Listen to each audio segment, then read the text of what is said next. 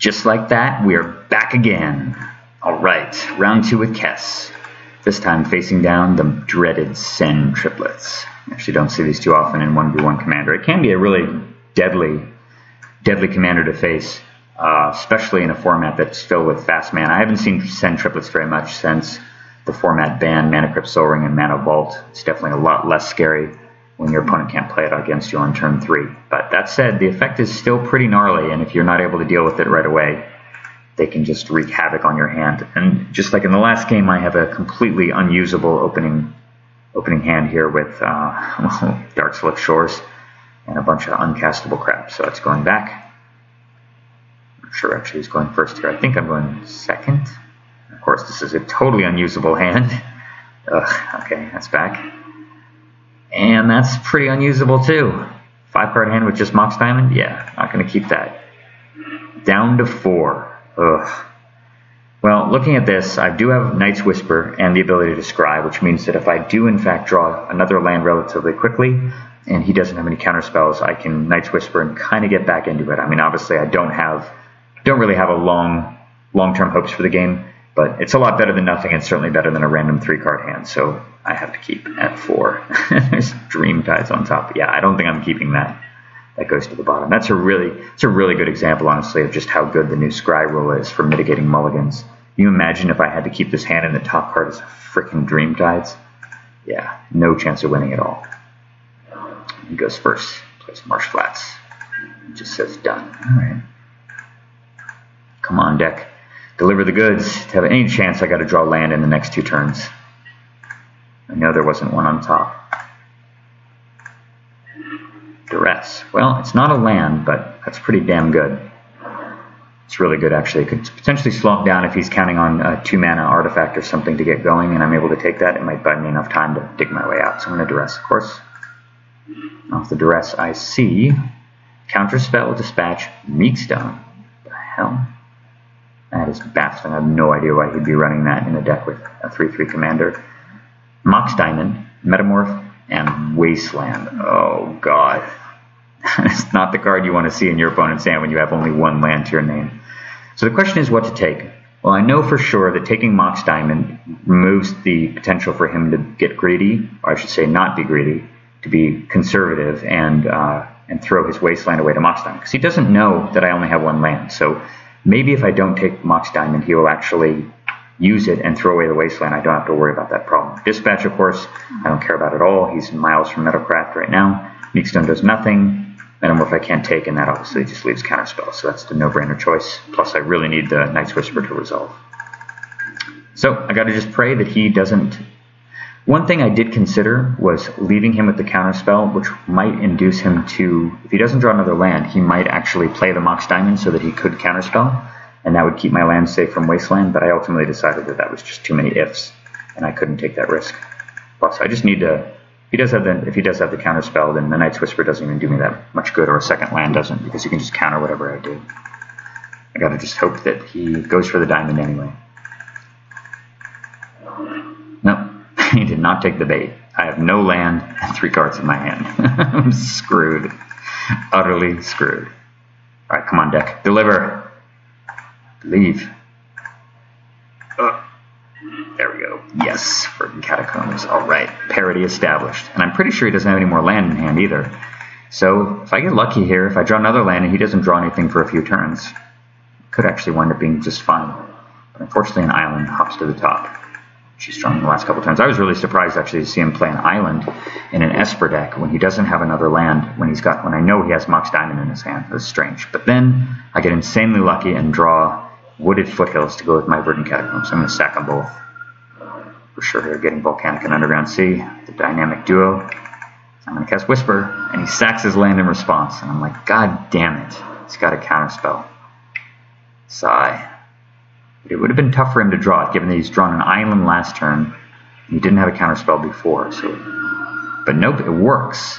Beautiful. Okay, so Serum Visions and Forbid, 5 cards to 4. I'm actually not that far behind despite the triple mulligan.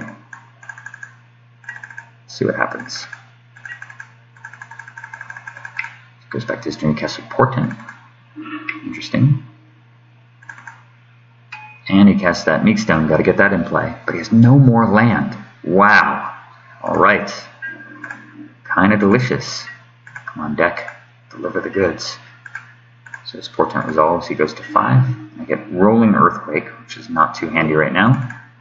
You know, I can always put it away with Jace. Serum Visions. Come on, deck. Amazing. Look at that. Badlands and 2 more land on top. And I gave a little bit of thought to putting the island down on the bottom and just sticking with 4, but I felt that would ultimately be too greedy, given the fact that I kind of want to be able to get up to 5 so I can do something like cast Kess and duress them.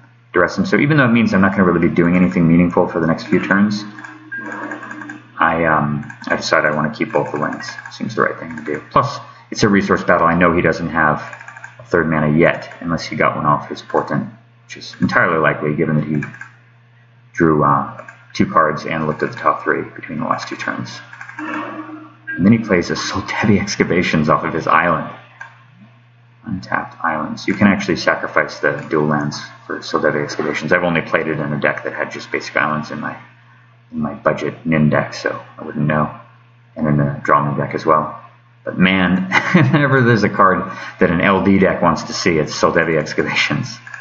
Pretty nice. All right, well, I know I have another land here. So the question is, play Kess or play Jace? I have to assume that he's got a counterspell. And after much thought, I decide that if I play, and I know he has that Metamorph in hand, so my hope here is that I can play the Kess, that he lets it go because he has a Metamorph in play, and that he goes Metamorph into another land because he can scry at the end of the turn. He goes Metamorph and then Portent from the graveyard, and then in which case I'd be able to play my own Jace and bounce his Metamorph, and then I'd have Jace and Kess in play, and I could even duress him on the subsequent turn. So with that in mind, I decide I'm going to just play my Kess.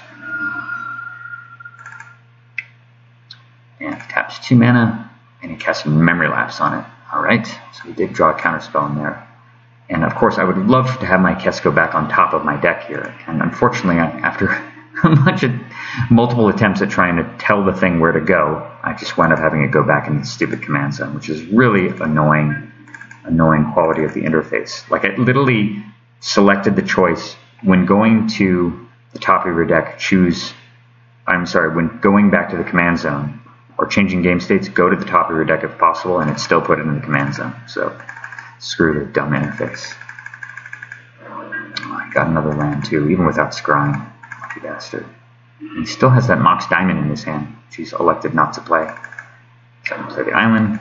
And here, I just have that feeling, this is just one of those reads where I just kind of feel like, you know what, well, I know that most of his hand is junk. I know he has a Dispatch in his hand. I know he has a Mox Diamond. He drew a Memory Lapse, and I'm pretty sure that unless he got exceedingly lucky, this Jace should stick. And sure enough, it does. Excellent. And I immediately brainstorm and put back some of the more reactive stuff. So now I've got 2 more mana to come, which is really nice. If I just get to untap here, if he's not able to do anything really tremendously powerful, I guess he could play Sen Triplets, but I would just crush Sen Triplets underneath the Flame Tongue Kavu and still have enough mana to forbid with buyback, and that would probably seal up the game. So he sacks that at the end of the turn, and then he plays Limdul's Vault instead of scrying. So I'm left to wonder, okay, what the hell is he getting? Right, so he pays a bunch of life. He plays Pithing Needle. Huh, okay. Well, I guess that gives him an answer to Jace. That must have been what he got with his Limdul's Vault. But that's totally fine. I don't need Jace to win this game, because I have Mighty Kess. And Dwarven Miner, of course, too. So I just decided I'm going to play Dwarven Miner, and I'm going to forbid with buyback here. In fact, there is an old deck that I built a long time ago with my friend Matt Place that we called Counter Miner, which was an old Type 1 deck back before it was called Vintage. In fact, we both played the same deck at the 1997 Duelist Invitational in, I think it was 1996. Yeah, it was 1996. 1996 Duelist Invitational in Hong Kong. And our deck was a Type 1 deck called Counter Miner, which was basically Type 1 with all the usual Type 1 stuff. And its only finishers were, I think, a couple Gorilla Shamans and a pair, like maybe 2 or 3 Dwarven Miners. The deck didn't work that great, although it did. I think I won 2 out of 3 of my matches in that format with it.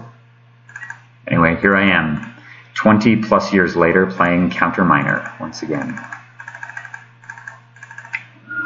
So he taps 3 and he plays a Metamorph. And of course, I was about to let this actually resolve, thinking, okay, well, what the hell is he going to get, right? He can copy a Dwarven Miner. It doesn't do him any good. And then Nate pointed out, of course, that he was going to copy Pithing Needle and name Dwarven Miner. So with that in mind, I'm going to forbid with buyback. And the reason I'm doing this with buyback is because I know the Kabu is not important because of the fact that not only is Dwarven Miner about to hammer the Soldevia excavations and destroy it, but I have the Rolling Earthquake on top of my deck anyway to deal with any future shenanigans, so it's not a big deal. There's the Earthquake right there.